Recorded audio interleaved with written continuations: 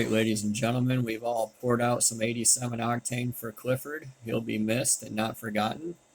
But with no further ado, let me introduce you to my new truck, Roxanne. Here we go.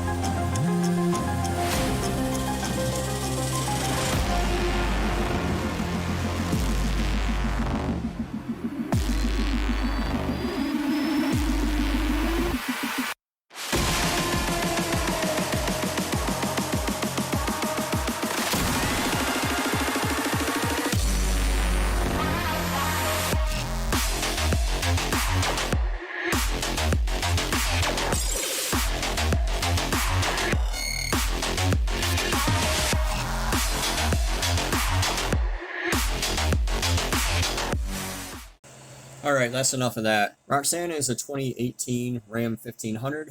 She's got a 3-liter EcoDiesel. It is the Bighorn package, as you saw. 20-inch wheels, 270 60R20 Cooper Discoveries. I'm not crazy about them. I think they measure out to roughly a 33-inch tire. It's fairly loaded, not fully loaded. I don't have the leather. I don't have the heated wheel. I do have the nicer Uconnect stereo and the nicer looking dash than some of the base models that I drove. The thing's been getting about 22 miles to the gallon for me on diesel fuel. I just drove to Toledo yesterday and then came back by way of Indiana, as you can see with my case of Everclear in the back. It's a very comfortable truck. It rides nice. It moves along okay. It's a little down on power, I would say. Most of what drove this is I know what the fuel mileage on them is, and then I saw a dyno sheet where they were at like 444 foot-pounds of torque and 240 horsepower, which ironically is right about where Clifford's, where 8.1's dyno. Typically when I see an 8.1 auto like Clifford with an Allison dyno, it generally seems to sit around 240 horsepower and around 370 foot-pounds of torque to the tire. So that's incredibly close to me. Considering it's double the fuel mileage and I mainly drive up and down the highway with my truck, it became very enticing. So we decided we would go drive some. And I think we drove 4 different trucks. We settled on this one. I wasn't crazy about the color, mainly because it matches the Jeep more or less. It's Delmonico red. It's not quite the same color as the Jeep, but it's close enough that you can make jokes about how adorable we are as a couple to have bookend little matching FCA products, but whatever. I buy stuff based on how well it'll work for me and what I can do with it. Not really much of anything else. So I'm well aware of the well-documented failures and problems with the EcoDiesel engines. And from the comments everybody left online, this is a widely hated truck, and most of the comments left by people who hate the truck don't seem to have owned one. Which is typical, you know, people just read about it. If I had left my 8.1 purchase up for internet comments, I would have gotten the same thing. It's slow, it's a turd, it drinks gas, there's no aftermarket.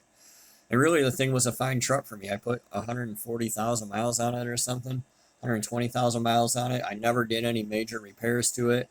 It was a great truck and we really enjoyed it. It's kind of what drove me, the comments are almost what drove me to buy this truck. I wasn't going to, and then I had so many comments from people saying it's a piece of junk that I thought, you know what, why not get a modern half-ton truck? They all have limitations, and show what it takes to actually fix them and make a bit of a project out of it. So with the EcoDiesel and all modern diesels, even in 3/4 and 1 tons, the main failure is the EGR system. And then they try to cool the EGR before they plumb it back into the turbo to keep the EGTs down. So what'll happen is there's a compound set of failures. What happens?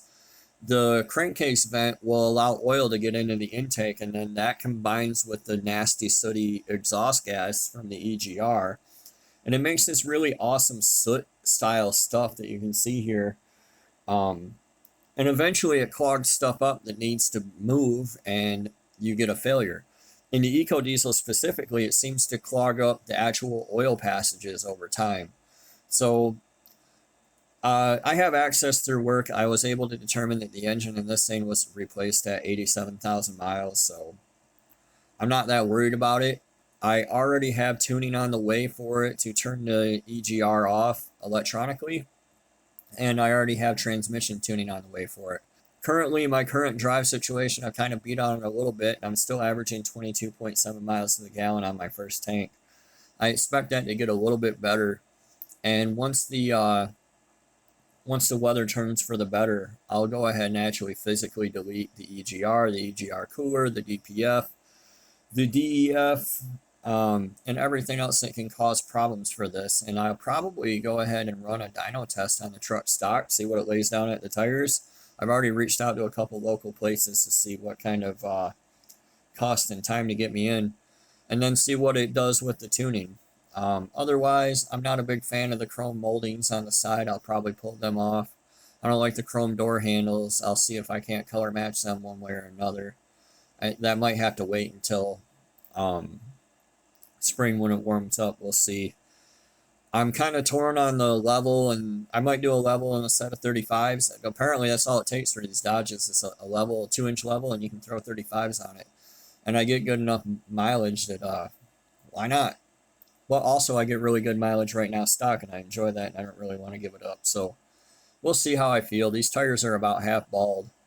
The front cover that you see, the Mopar cold weather cover, I noticed on like a 15-minute drive around town with varying speeds, I never got up over like 165 degrees. And these trucks come with these, so I threw it on and went for a drive, and it never went over 210. So I think the thermostat opens right around 210 on these. I went all the way to Toledo yesterday, came back. I put 400 miles on the truck yesterday. I never saw a high temp with the cover on, so I think it'll be staying on until April or May probably, which kind of negates the plan or the idea of changing the grill to something cooler looking. I'm not a fan of the big chrome grill either, but you can't see it under the bra, so I don't have to do anything about that. But yeah, like you guys, like most people, I need a truck that I can drive to and from work 99% of the time. 1% of the time I'm hauling another truck or a camper. To be honest, I never really worked Clifford fully. I never loaded that thing over 7,000 pounds, and this truck is rated to haul 7,000 pounds, so it should be more than adequate for us. We'll address the shortcomings, and in a few weeks here, I'll probably have a video on all the half tons and the different shortcomings that they have and things you can do to make it more reliable, because it's a real problem nowadays with all these different engineering problems that these half-ton trucks have with displacement on demand and direct injection and so on and so forth. But that's it. That's the new truck. Roxanne, for, love it, hate it, whatever. I own it, so you'll be seeing more of it on the channel. I hope you guys enjoy, and I hope you look forward to more of the content. And if you don't, I don't know what to tell you. It is what it is. So thanks for watching, guys, and we'll see you next time on The Driveway Engineer.